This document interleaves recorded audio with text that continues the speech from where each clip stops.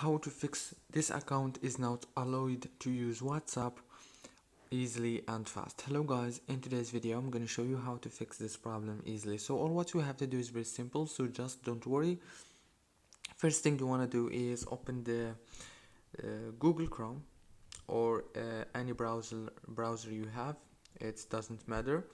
Open Google Chrome and then go to the search bar and search for WhatsApp like this. Now after you search for WhatsApp, all what you have to do is go to www.whatsapp.com, click on it. Now on this page you want to go to the top corner right here, click on those three lines, and now all what you have to do is just click on this help center option. It will take you to this page. Now all what you have to do here is search for the contact or the get in touch option right here, click on it. After you click on it, now all what you want to do is just choose one of those options, but I recommend you to choose this one. It's for WhatsApp Messenger support. Click on contact us.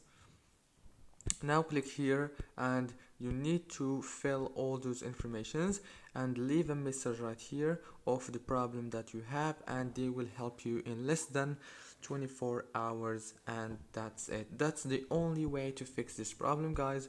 So don't forget to like and subscribe.